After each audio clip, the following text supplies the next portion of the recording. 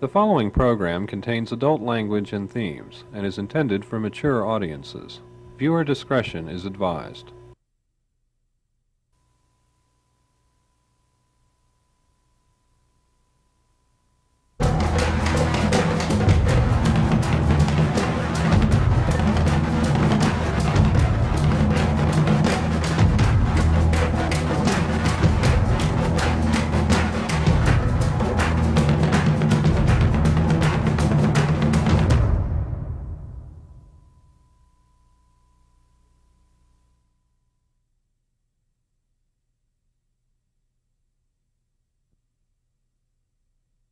I think I'm going to probably read a section about the brother, Emilio Montez O'Brien, and a section I've never read, a section that no reviewer has ever mentioned, because I think a lot of reviewers don't read much more than the first chapter anyway, but sorry, but it's just a section that I think the folks here might find entertaining, and we'll see what happens. In the waning hours of the evening, Emilio became quite silent. He did not want to say anything because he was afraid he would betray his condition by slurring his words, entertaining many inward thoughts. The house in Cobbleton, where he was raised in Pennsylvania with his 14 sisters, and the sensation of walking into the security of the parlor when all his sisters were there, with their feminine, nurturing presence, or driving up the rocky dirt road to Monte Cassino with Major Strong, he's a veteran of the Second World War, and looking out into the distances of Italy where, with the buzz of cicadas in his head, everything seemed possible.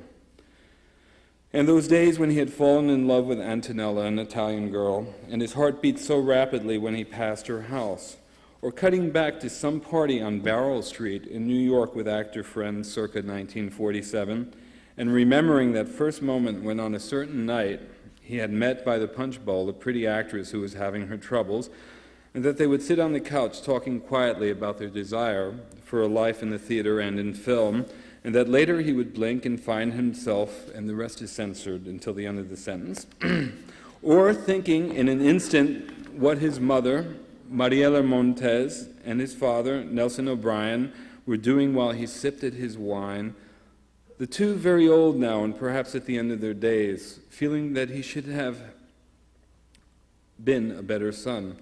Why had he gone to Crystal Falls and not just flown home to Cobbleton?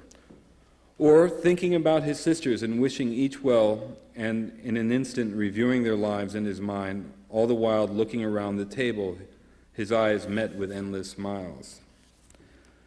Mr. Monroe suggested that they put the actor up in the hotel, but Mrs. Monroe, friendly and motherly, asked that he spend the night with them. Sally, eyes wide and happy, concurred. Yes, stay with us. It would be easier, for his automobile with his luggage was still sitting in front of their porch, and in any case, Mr. O'Brien was tired and would probably dislike the inconvenience of checking into the hotel. And so it was agreed that he should stay with the family that night before Sally's wedding. Later, they led him to his room, kept intact from the days when Sally's older brother, Robert, was alive, with model airplanes hanging from the ceiling and collection of baseball cards and technical manuals all still on the shelves. A narrow, claustrophobic room on whose bed Emilio Montez O'Brien could finally lay down his tired body. Mrs. Monroe showed him in, and he undressed, looking out through the window at the darkness of the night in that middle-of-nowhere Montana town. He was dozing off when about 3 a.m. there came a rapping at the door. And there she was, on the eve of her marriage, Miss Sally Monroe in a nightgown. This usually happens in my novels also. I don't know why. You spend a lot of time alone when you're writing books, you know. It's one of those things. I don't look at my stuff until, you sort of put it to bed, and then you forget about it for a while. Like, I'm just reading 14 Sisters now, again. And I kind of like it that when you just finish it, you're so close to it that it's impossible to pick up. You almost have to get enough distance from the self who wrote the book. You have to get to the point where you can look at yourself with some objectivity. Unfortunately, when the time when you can most use that objectivity is just when you're fixing it up, and you always miss a few things that the emotionality of finishing a project just doesn't allow you to see certain flaws, or for that matter, certain things that are great that you didn't expand upon. And there she was, on the eve of her marriage, Miss Sally Monroe in a nightgown. I didn't want to bother you, but I couldn't sleep, thinking how nice you were to come all the way here from Hollywood for my wedding. I just wanted to let you know that it means a lot to me, and if you allow me, I just want to give you a thank you kiss. You shouldn't do that, honey, Emilio found himself saying, but she knelt before his bed, moving her fingers through his wavy hair. I've dreamed of doing this for a long time, she said, and gave him a long tongue kiss, and he started to caress her through her gown, and loving it, she whispered, I cannot believe this is happening with you. They kissed again, and Emilio reached around, his hand slipping under her gown and into the terrific heat lingering there beneath lamb-soft small-town girl panties. But she said, for the life of me, I can't. It feels so good, but I can't. And she went on like that until he grew bored and, aware of the strangeness of the situation, allowed his head to fall back upon the pillow, and he said, maybe it would be better if you went to sleep. Then, blushing and ashamed, she left the room. By morning, her father awakening him at the door, Emilio regretted that he had come to this wedding, but he was a gentleman. Foregoing breakfast, he remained in Robert's room, biding his time, and at 11, as the family prepared to head for the church, he appeared in a white silk suit. When he entered the church, his presence in town was widely known, and people whispered and murmured and went over to him to say hello. He, ever cordial, shaking their hands. After the ceremony, they all retired to the reception hall, and that's where Emilio Montez O'Brien got himself into trouble. Sally Monroe's father made a speech, thanking his guest for coming, and at the end he mentioned the presence of a certain actor whom we all know and love, an actor whose films have moved us all, Montgomery O'Brien. As the celebrants applauded, Emilio noticed the longing expression of the bride who would beam at him from time to time, awakening the memory of their brief moment of near intimacy on her dead brother's bed. He had also been aware of the attentive gaze of one of Sally's friends, a tall and buxom brunette who had been trying to make eye contact with him for much of the afternoon. She was wearing a tight sequined dress and spent much of the reception with her family and friends at a nearby table, sipping cocktails through a straw, her escort beside her looking a little bored. They were on the verge of breaking up. As an afternoon wore on and her escort went off into the men's room, she had walked over to Emilio and said, "You're the most gorgeous man I have ever seen in my life, and I would do anything to get to know you." Really? Later, she and her escort argued, and the poor fellow left the reception, and as the Crystal Falls Hot Cats began to play a Tommy Dorsey number, she went over to Emilio and asked him to dance. He should have known better, but entertaining the fire chief and his wife with yet another story about Hollywood did not interest him, and so he made use of the opportunity to escape. Still, there was a bluntness about this woman that shocked him. Shortly after he'd learned that her name was Betsy McFarlane, she joined him at the table saying, "It was my idea that Sally invite you here, and when she told me you would be coming, I nearly died. When you went out to dinner last night, I was supposed to come, but my boyfriend likes to keep me on a leash and wouldn't let me go, and we had such a fight about it that it left me in tears. He wants to get married, and though he's a nice guy like so many of the men in Crystal Falls, he's a bore, and I just know what my life would be like with him. If you want to know the truth, I would brush off 100 guys like him just to have a moment with someone like you.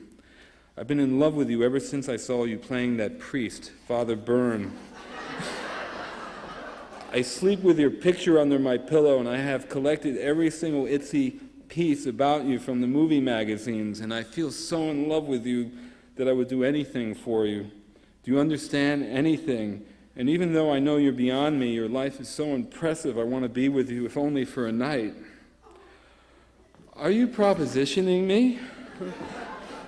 "I most certainly am." The revelation that she had been behind the wedding invitation, that Sally Monroe was doing her friend a favor, slightly disheartened him. for he felt touched by Sally's essential purity, even if she had come into the bedroom to kiss him goodnight. Parenthetically, he supposed that she couldn't resist the idea of having a little treasured memory for her future. End of parentheses.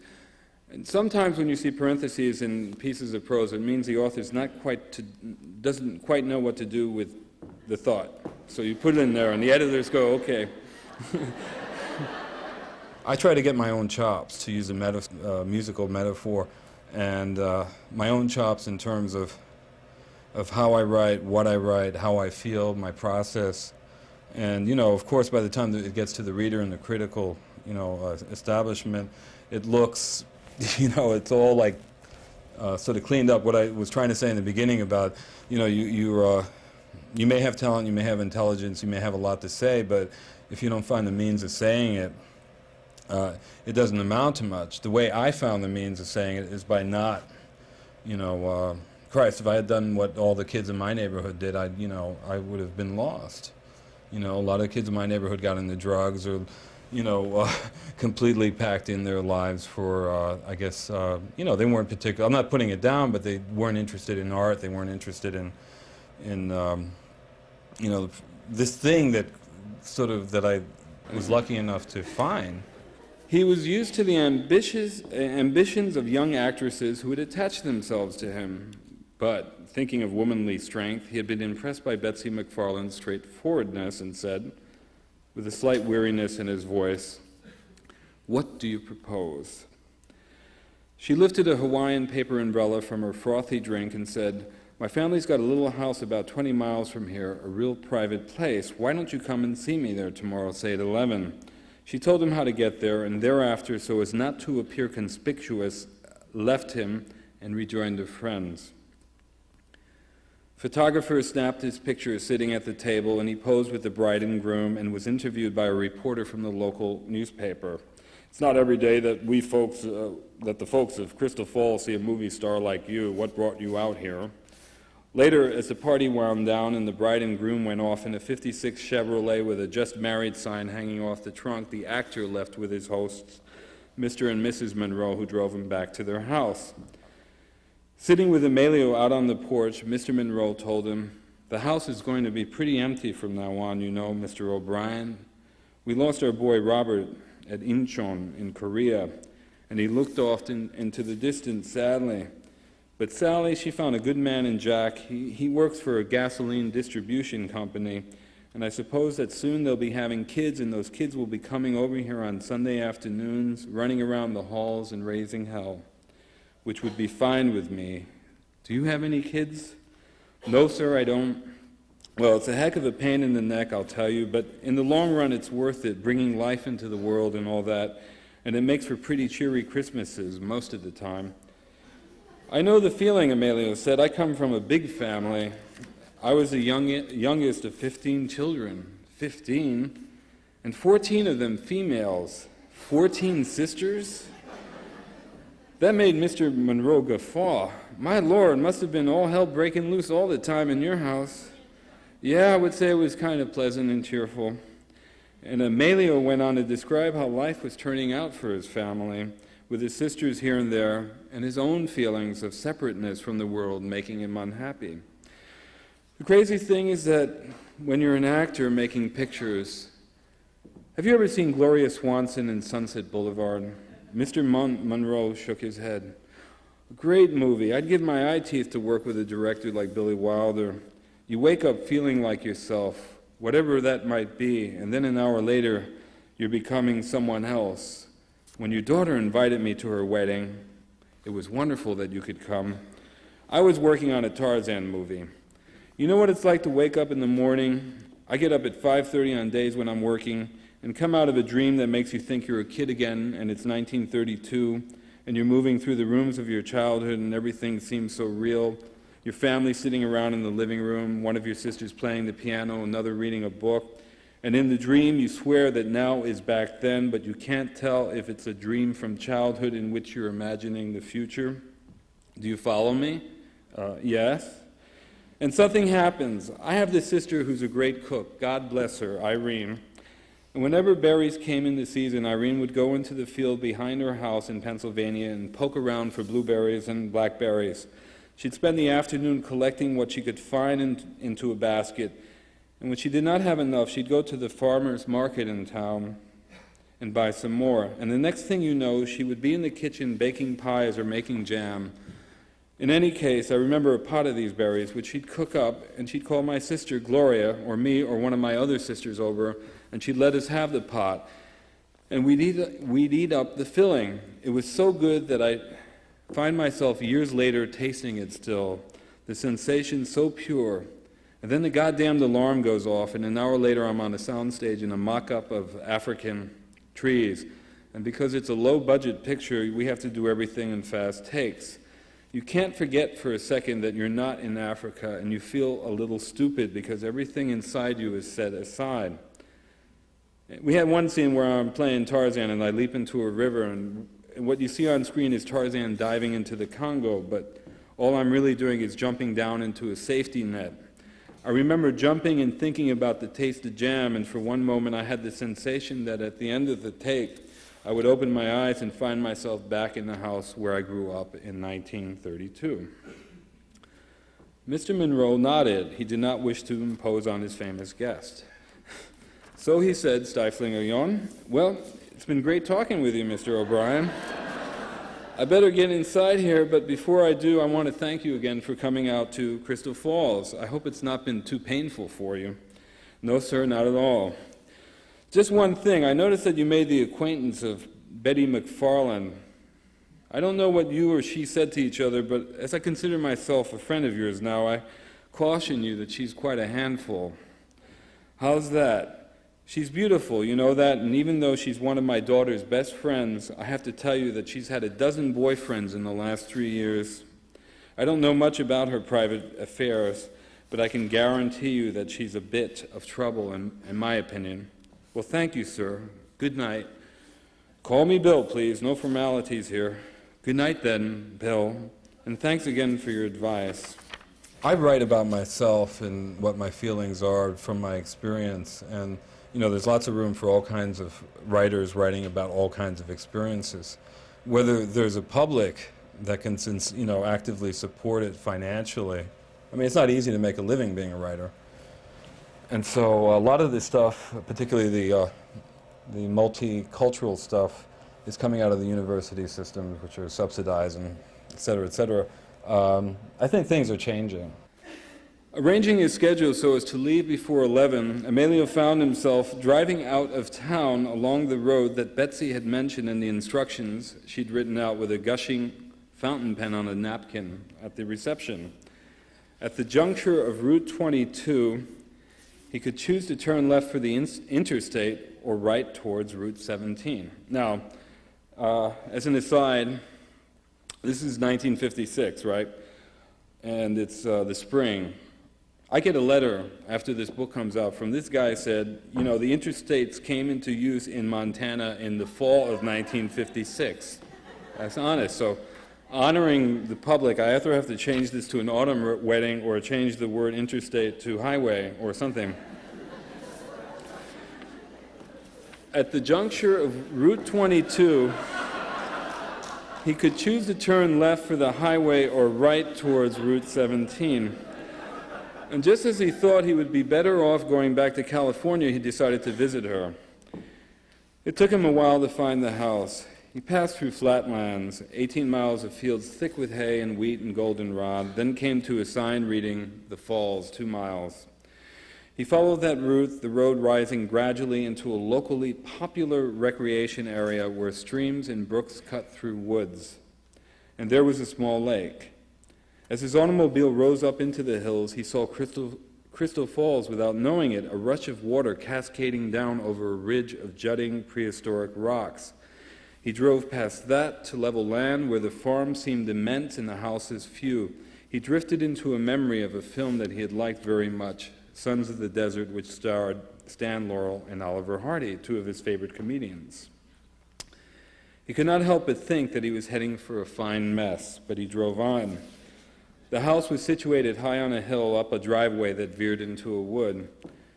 He had stopped to examine nearly every mailbox along the way, and when he came to the name McFarland, he paused, wondering if he should turn back again. But a great longing prompted him on. When his automobile, a 1954 white Cadillac convertible, turned into the driveway, Betsy was sitting on the porch reading a magazine.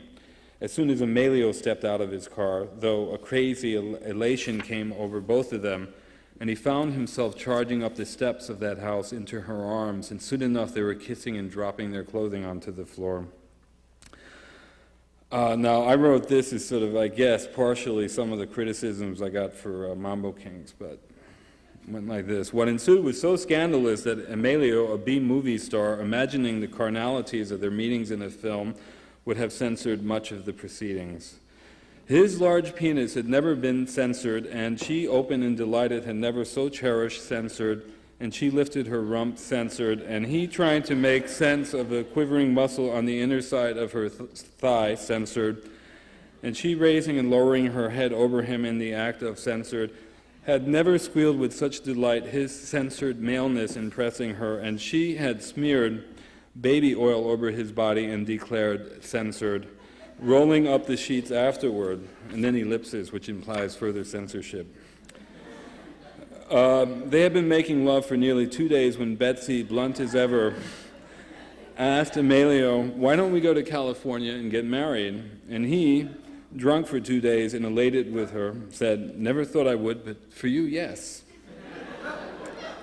Then you have an asterisk, which denotes in some contexts a passing of time. During the court proceedings 4 months later, Betsy McFarland's lawyer asked Emilio Montez O'Brien if he considered certain sexual acts normal. And he named them. "I do, sir." "And will you admit that you participated in these acts on a fairly regular basis?" "No, sir, I did not." "And did you, Mr. Montez O'Brien, ever consider the discomfort of your wife on those occasions while performing certain hideous acts?" A voice saying, "Objection," the judge instructing the jury to strike the word hideous from their memory. "And were you aware that your bride was only 19 years old at the time of your elopement?" "No, I thought she was 22, maybe 23 years of age. That's what she said on the license." "Why did you marry her in the first place?" "Because I was drunk." "I see. But once you married this young lady, the former Betsy McFarland, you saw that marriage is giving you the right to do whatever you felt like doing." "No, sir, I did not." "Will you deny that you would often force her to bed, as she has so sworn in her affidavit?" "No, sir, I thought that she loved me. That's what she always said." "And you loved her?" "Yes, sir, I believe so." "May I then ask, if you loved your wife so much, putting aside the cruelties you subjected her to in the bedroom, why were you seen leaving the Pacific Beach Motel on 3 different occasions? That's up the road, isn't it? Why were you seen leaving the Pacific Beach Motel on 3 different occasions in the company of a young woman whose name, correct me if I'm wrong, is Mildred Miles? Do you deny that you were having a love affair with your good wife while your good wife remained at home waiting for you?" "No, sir, I do not. We were working on a picture, and when you spend so much time together, a kind of bond forms, and these girls are easy pickings, yes?" "I didn't say that." The trial went on and on, the details of Mr. Montgomery O'Brien's personal habits making all the Hollywood newspapers, the worst calling him a gigolo movie star, unfaithful husband, and, quote, bedroom deviant, unquote. The publicity harmful and intrusive and nearly as painful as losing the case, which wiped out his savings and left his wife, Betsy McFarland, with quite a favorable alimony settlement. Perhaps she had all along entertained such an eventuality. At the time of their marriage, he hadn't thought about the potential for disaster. Enchanted by her carnality and her small-town straightforwardness, he wanted to start life over with her. His friends and family had been astounded by the suddenness of his decision, and not even married in church, his shocked mother lamented. It didn't matter. The sisters never got the chance to meet her, settling instead for a few photographs of Betsy that he'd taken of her in a 2-piece bathing suit by the beach, the consensus among them being that, whatever his reasons, he must have been in love. And though he kept telling himself it was love, After a few months, he and his bride were at odds, bickering about the littlest things. After the initial flush of their love, the tedium of being an actor's wife began to weigh heavily on her. And when her husband came home after work, she was all ready to go out. She was always ready to go out. And he would take her out, though after a while he started to feel weary of this. They would pass many a night sitting next to each other in some fancy club without saying a word. Soon their only communication took place in the privacy of the bedroom, though they would sometimes spend the night in a Santa Monica hotel, these last efforts at romance often tense.